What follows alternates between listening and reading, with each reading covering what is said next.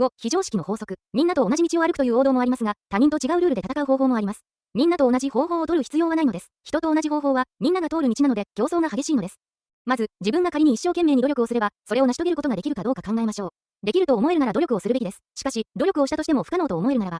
それを自分が成し遂げることができるとしたら、他の人と違う方法ではできないだろうかと自問しましょう。そしてそれを成し遂げたいと思い続けることが重要です。私は受験で全ての大学に不合格だったので、これは浪人するしかないな、と思いました。その時、もし浪人したら、来年は志望校に合格することは可能かと自問しました。そのように自問したところ、難しいと判断しました。私は、父の会社を継ぐために、経営学を勉強したかったのですが、当時の文系大学の試験科目は、英語、国語、数学または社会でした。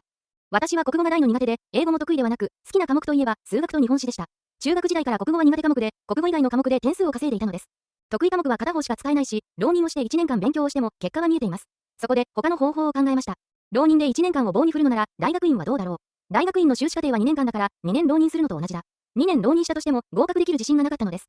そこで、大学院に行くことを決断しました。そのため、とりあえずどこかの大学に入学する必要がありました。今から受験できる二次募集のある大学を探して受験し、その大学に進学することになったのです。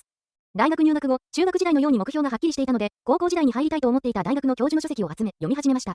大学の授業も興味があるものが多かったので、熱心に受講し、結果的にその大学を首席で卒業することができました。入学した大学には、中部地区でナンバーワンの名古屋大学の先生が非常勤講師として来ていました。その先生の授業はとても面白く、先生とも仲良くなりました。大学内での論文コンテストでの論文や卒業論文についても多くのアドバイスをいただきました。この先生からもっと学びたいと思い、進学先をその国立大学に変更し受験しましたが、残念ながら不合格でした。しかし、中部地区の文系でナンバーワンと言われている南山大学に合格できました。